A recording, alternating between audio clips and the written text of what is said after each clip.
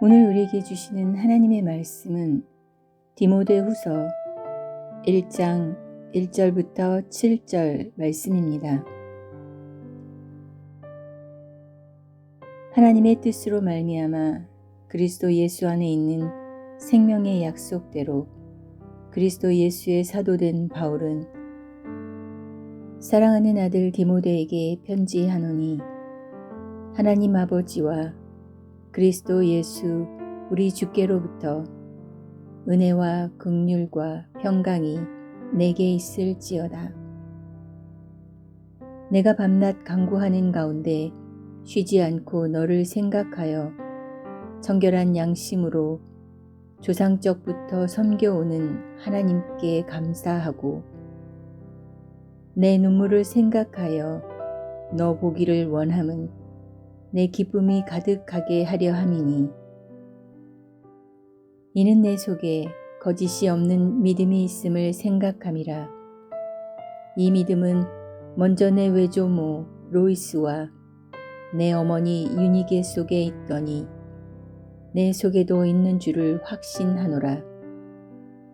그러므로 내가 나의 안수함으로 내 속에 있는 하나님의 은사를 다시 부릴 듯하게 하기 위하여 너로 생각하게 하노니, 하나님이 우리에게 주신 것은 두려워하는 마음이 아니요 오직 능력과 사랑과 절제하는 마음이니.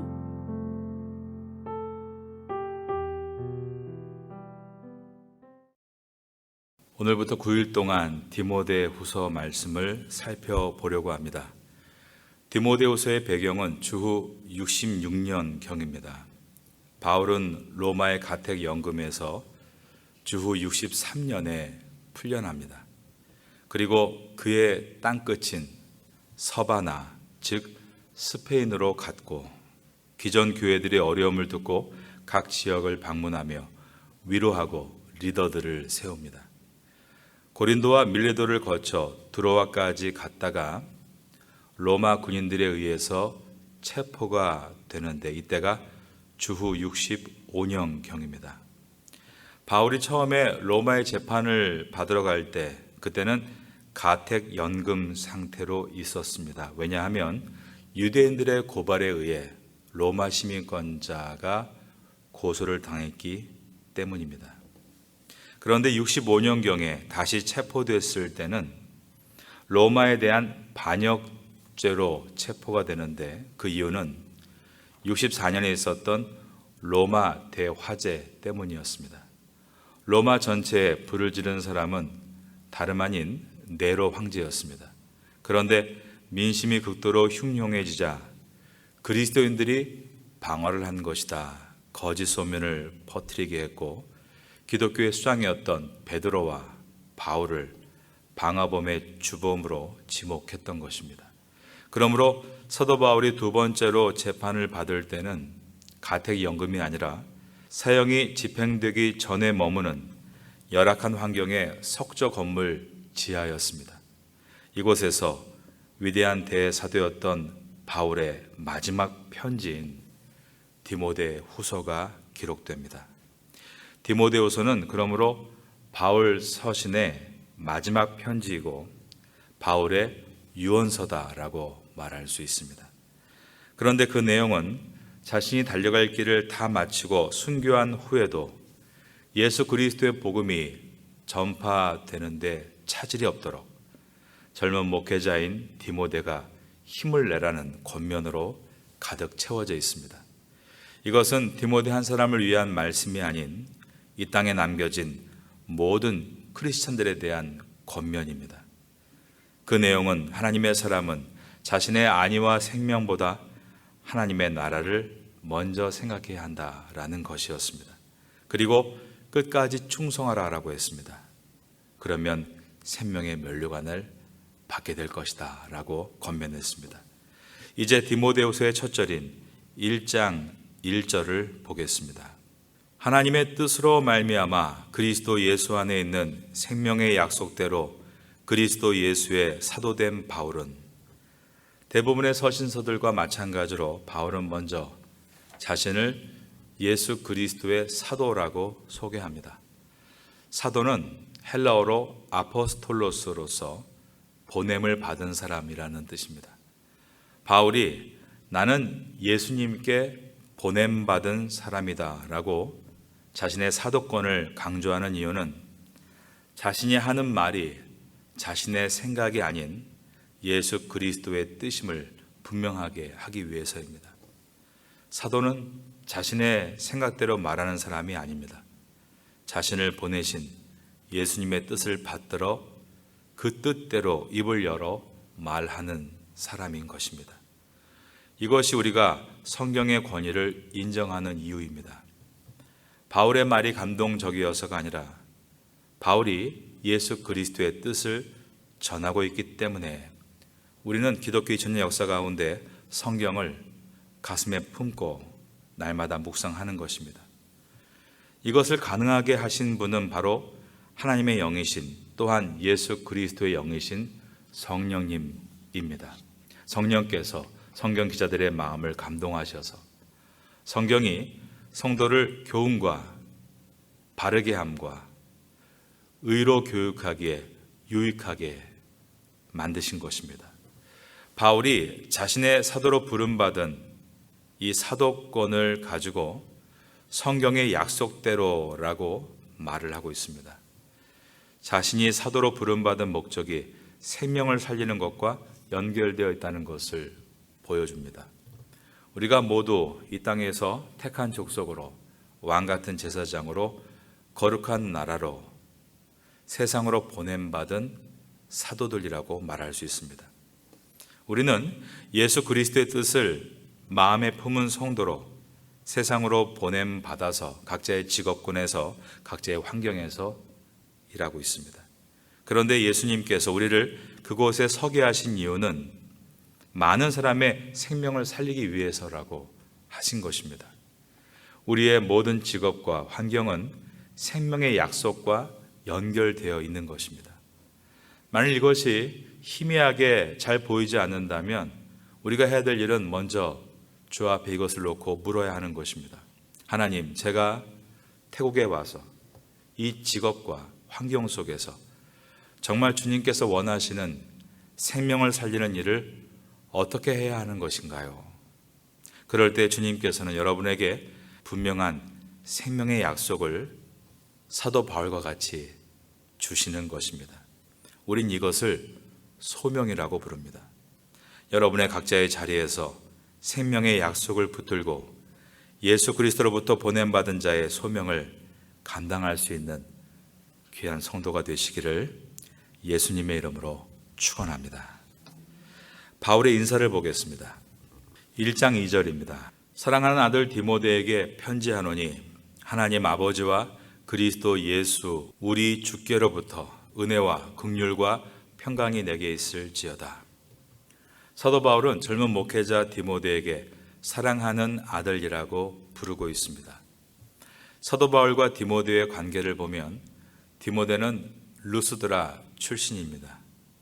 사도 바울이 1차 전도 여행 중에 루스드라를 방문했을 때 젊은 디모데를 만났고 그에게 예수 그리스도의 복음을 통해 회심하고 그리스도인이 되는 역사가 일어났습니다. 나중에 사도 바울이 2차 전도 여행 중에 다시 루스드라를 방문했을 때 사도 바울이 보니 디모데는 루스드라의 믿는 사람들 가운데 칭찬받는 제자가 되어 있었습니다. 사도행전 16장 1절과 2절에 기록된 내용입니다. 바울이 더베와 루스드라에도 이름에 거기 디모데라 하는 제자가 있으니 그 어머니는 믿는 유대의 여자여 아버지는 헬라인이라. 디모데는 루스드라와 이고니온에 있는 형제들에게 그 다음 보니까 칭찬받는 자니라고 되어 있는 것입니다. 여러분, 나는 사람에게는 칭찬받지 않아도 된다. 오직 하나님께만 칭찬받으면 된다. 이것이 믿음이 있어 보이는 좋은 말로 들리지만 하나님께 칭찬받는 온전한 신앙생활을 하면 결국 사람들에게도 인정받고 칭찬받는 것입니다. 사도 바울은 2차 전도 여행 중에 이곳 루스드라에서 사람들에게 칭찬받는 준비된 디모데에게 나와 함께 선교 여행을 다니며 동역하고 또 보조하는 역할을 하지 않겠느냐라는 제안을 하게 됩니다. 그래서 디모데가 사도 바울의 2차 전도 여행 때부터 따라다니기 시작했던 것입니다. 디모데는 바울을 근접 동행하면서 바울 사도를 대신해서 중요한 일들을 대리하기도 하고 또 필요한 지역에 담임 목회자로 파송받기도 했습니다. 사도 바울이 기록한 서신서들이 총 12권으로 알려져 있습니다. 그 가운데 6개의 서신서의 공동 저자로 디모데의 이름이 올려져 있습니다.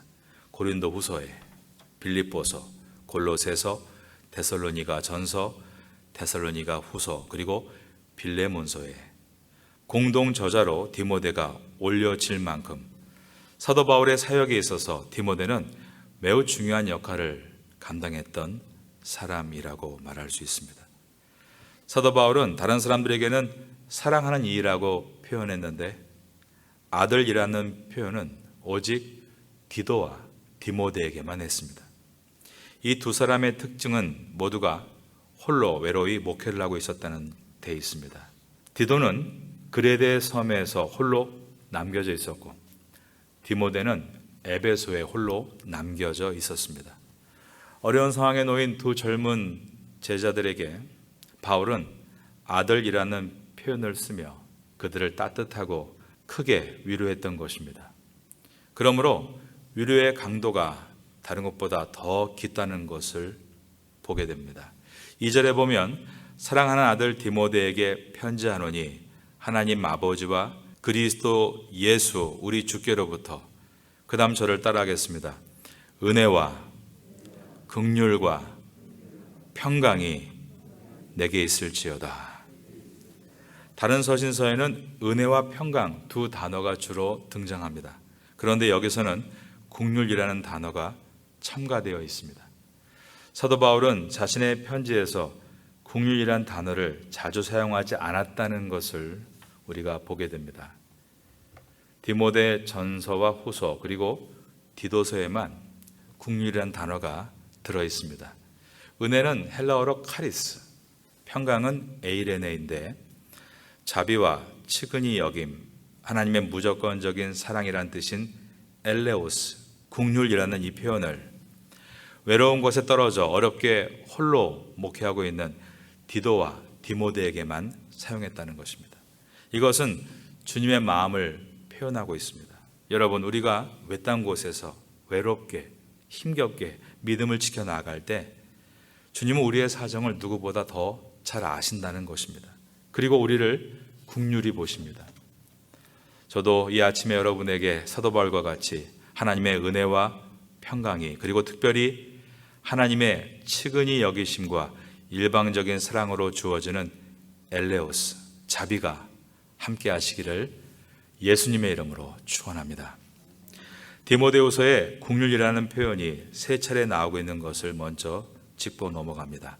2절과 16절과 18절입니다. 2절에 보면 긍휼과 평강이 내게 있을지어다. 16절을 보면 긍휼을 베푸시옵소서. 18절에 보면 원하건대 주께서 그로 하여금 그날에 주의 긍휼을 입게 하여 주옵소서라고 되어 있습니다.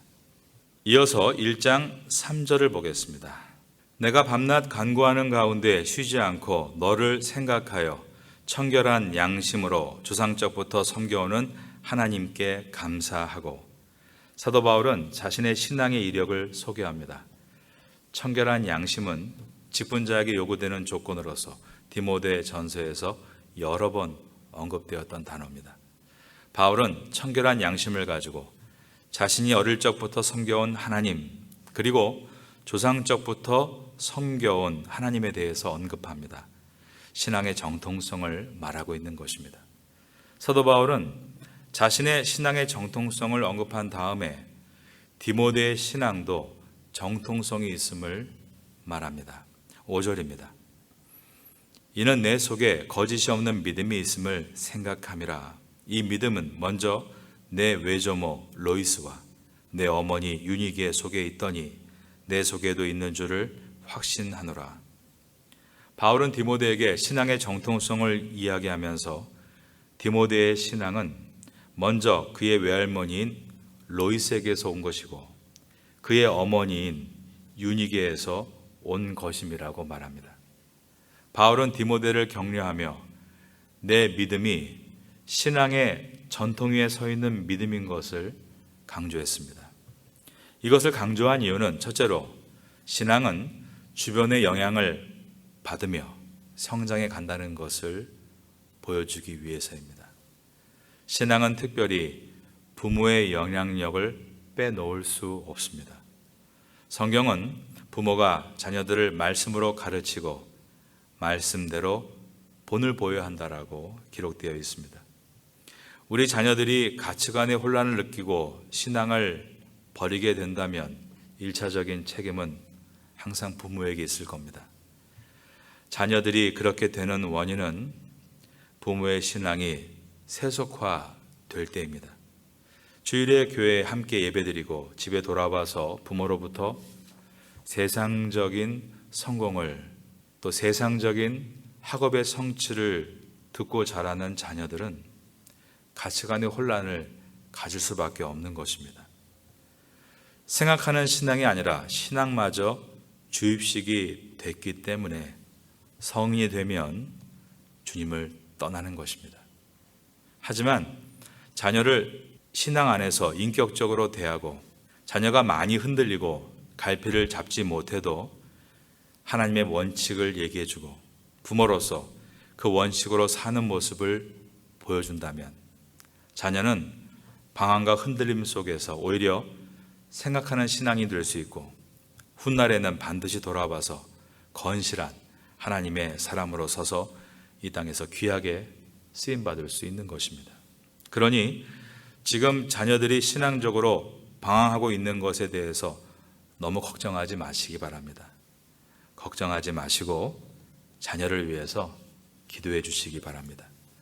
디모데의 신앙을 말할 때 로이스와 유니게의 이름이 언급된 것처럼 여러분의 자녀들이 훗날 귀하게 쓰임받게 될 때 믿음의 부모 아무아무개로 소개될 수 있는 참된 신앙의 부모가 되면 좋겠습니다. 그러한 귀한 가정 될 수 있기를 예수님의 이름으로 축원합니다. 사도 바울이 디모데에게 신앙의 정통성을 이야기한 이유로 첫 번째가 가족의 영향력의 중요성이었다면 두 번째는 성도의 영향력의 중요성을 말하기 위해서입니다. 바로 바울과 디모데의 관계입니다. 두 사람은 성도로서의 관계입니다. 그런데 그 관계는 믿음의 아들, 사랑의 아들이라는 표현을 쓸 정도로 깊었다는 것입니다. 바울은 디모데에게 어떻게 사역을 감당해야 하는지를 자세하게 가르쳤고 복음으로 산다는 것이 무엇인지 몸소 보여주었습니다. 이 모든 것은 하나님의 계획 가운데 있었던 것으로 우리들도 돌아볼 때 하나님은 우리가 예수님을 믿은 다음에 바울과 같이 믿음의 본이 되는 분을 붙여주셨고 그분의 따뜻한 관심과 사랑을 통해서 신앙을 성장시키게 하셨습니다. 이러한 도움을 받은 우리는 오늘 말씀을 묵상하면서 우리 또한 다른 사람에게 이러한 좋은 신앙의 선배가 되어야겠다는 다짐을 하게 되는 것입니다. 여러분 주변에 여러분보다 나이가 젊은 집사님, 성도님이 있다면 또 그분이 마음에 들어온다면 하나님의 은혜라고 생각하고 품고 기도해 주는 겁니다. 그리고 그의 신앙이 잘 자라는 것을 함께 기뻐해 주는 것입니다. 왜냐하면 우리 또한 그러한 사랑을 받고 오늘까지 왔기 때문입니다. 디모데의 믿음이 온전하게 성장해 나갈 수 있었던 것은 이와 같이 그와 함께하는 신앙인들의 섬김 때문이었습니다. 신앙은 결코 혼자의 힘으로 세워지는 것이 아님을 생각하고 파타야 선교교회가 그리고 우리 모든 성도님들의 관계가 서로에게 좋은 신앙에 영향을 줄 수 있는 은혜의 공동체가 될 수 있도록 늘 기도해 주시기를 바라겠습니다. 6절을 봅니다. 그러므로 내가 나의 안수함으로 내 속에 있는 하나님의 은사를 다시 부릴 듯 하기 위하여 너로 생각하게 하노니. 사도 바울은 디모데를 격려하면서 디모데 안에 있는 하나님의 은사를 다시 불붙이려 했습니다. 그러므로 이것은 헬라어로 여성 단수 관계 대명사 헨이라고 되어 있습니다. 이 말은 디모데는 외조모 로이스와 어머니 유니게의 신앙을 전수받았다. 그리고 내가 너를 안수함으로 너의 속에 있는 하나님의 은사에 다시 불을 붙이기를 원한다 라는 뜻으로서 디모데의 신앙이 더욱 확장되기를 원하고 있습니다. 다시 불붙기를 원한다라는 말은 지금 디모데가 상대적으로 용기를 많이 잃고 있었고 힘이 빠진 상태였다는 것을 보여줍니다. 그리고 사역자로서 많은 사람들 앞에 서는 것이 디모데에게 큰 두려움이었다는 것을 우리에게 보여주고 있습니다. 이러한 내용들은 디모데 전서에 나와 있었는데요. 디모데 전서 1장 3절 이하를 보면 디모데가 성도들을 미혹하는 거짓 교사들을 두려워했다는 것을 볼 수 있습니다. 바울은 그런 디모데에게 디모데전서 4장 12절에서 누구든지 내 연수함을 업신여기지 못하게 하라라고 했고 5장 23절에서는 디모데가 몸이 많이 약한 것을 알고 디모데에게 약을 써서 치료하라고 권면을 하기도 했습니다. 디모데는 병약했고 심약했다는 것입니다. 특별히 든든한 후견인이었던 사도 바울이 감옥에 갇힌 이 현실이 디모데에게는 도저히 받아들일 수 없는 어려운 중압감이었을 것입니다. 디모데는 이와 같이 은사의 불씨가 점점 사그러들고 있었습니다. 여러분 가운데도 은사의 불씨가 점점 사그러드는 분들도 계실 거라 생각합니다. 코로나라는 상황에서 많은 사람들의 은사의 불씨가 사그러진 것이 사실입니다. 그러므로 우리는 오늘 디모데 전서 1장 6절의 말씀을 자세히 보아야 합니다. 그러므로 내가 나의 안수함으로 내 속에 있는 하나님의 은사를 저를 따라하겠습니다. 다시 부릴 듯하게 하기 위하여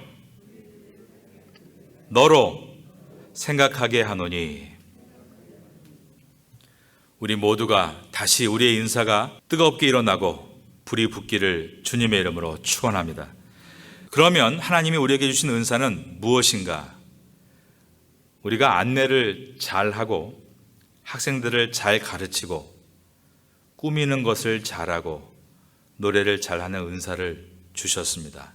그런데 이러한 위기 속에서 우리가 가져야 될 중요한 은사는 바로 마음에 있는 은사들이라고 하셨습니다. 7절을 보겠습니다. 하나님이 우리에게 주신 것은 두려워하는, 그 다음 보니까 마음이 아니요 라고 했습니다. 그러면서 오직 능력과 사랑과 절제하는 또 마음이니라고 했습니다. 여기에서 마음이란 단어는 헬라어로 푸뉴마라는 단어를 번역한 것입니다. 푸뉴마는 영이란 뜻입니다. 7절에서는 특별히 성령을 말씀합니다. 다시금 뜨거운 성령의 사람이 돼서 4가지를 가져야 한다라고 했습니다. 첫째가 두려워하지 말라. 하나님이 우리에게 주신 것은 두려워하는 마음이 아니요라고 한 것입니다. 여기서 두려워한다는 뜻은 의기소침해 있거나 비겁한 상태를 의미합니다. 디모데는 나이가 어린 목회자여서 거짓 교사들 앞에서 두려워했습니다. 육체적으로 병약해서 늘 의기소침했습니다. 바울이 투옥된 후에 복음 전파하는 것을 두려워하고 있었습니다. 바울은 이러한 디모데에게 하나님이 주신 은사는 첫째로 성령 안에서 두려워하지 않는 것이고, 두 번째는 성령님 안에서 나타나는 능력이라고 했습니다. 7절에 보면 하나님이 우리에게 주신 것은 두려워하는 마음이 아니요 오직 뭐라고 되어 있습니까? 능력과라고 되어 있습니다. 여러분, 주님은 우리에게 능력을 주시는 분이신 줄로 믿습니다. 뜨겁고 담대하게 지팡이를 들어내밀 때 홍해가 갈라졌습니다. 그런데 지팡이의 힘이 아닙니다. 하나님의 능력으로였습니다. 우리가 두려워하지 않고 담대하게 믿음의 길을 향해 전진해 나갈 때 지팡이와 같은 나를 하나님의 능력으로 사로잡으시는 것입니다. 세 번째로 다시 뜨거워져야 하는 것은 사랑이라고 했습니다. 사랑은 갈라디아서 5장 22절에서 말하는 것과 같이 성령의 열매가 됩니다. 사역자가 갖추어야 할 열매는 바로 사랑입니다. 단순하게 가까운 사람과 친한 그런 애정이 아니라 모두를 품을 수 있는 사랑입니다. 큰 사랑을 갖기를 사모하고 다시 뜨거워지라고 말하고 있는 것입니다. 네 번째로 절제입니다. 이것도 성령의 열매입니다. 절제의 목적은 자신이 온전해지는 것에 있습니다. 그리고 타인에게 온전하게 되도록 영향력을 주는 것에 있습니다. 바울은 고린도 교회에서 사람들이 고기를 먹는 문제로 서로 다투고 있을 때 나는 고기를 먹을 수 있다. 나는 거기에 대한 자유가 있다. 그러나 내가 먹는 것이 누군가에게 실족이 된다면 나는 영원히 고기를 먹지 않겠다. 우상에게 드리는 고기에 대한 문제를 이렇게 단호하게 자신을 향해 적용했습니다. 자신을 향해 적용했기 때문에 타인을 향해서 온전한 은혜를 줄 수 있었다는 것입니다. 바로 이것입니다. 우리가 말씀을 나를 향해 부단히 적용할 때에만 나의 가족에게, 내 이웃에게 은혜를 끼칠 수가 있습니다. 두려움이 아닌 담대함과 능력과 사랑과 절제하는 마음을 가지라고 하시는 것입니다. 이 모든 것은 마음, 즉 푸뉴마, 성령께서 역사하신 일들입니다. 우린 부족하나 우리 속에 내조하신 성령님께서 주시는 담대함과 능력과 사랑과 절제를 소유할 수 있는 우리가 되기를 사모합니다. 그러한 이 아침 될 수 있기를 예수님의 이름으로 축원합니다.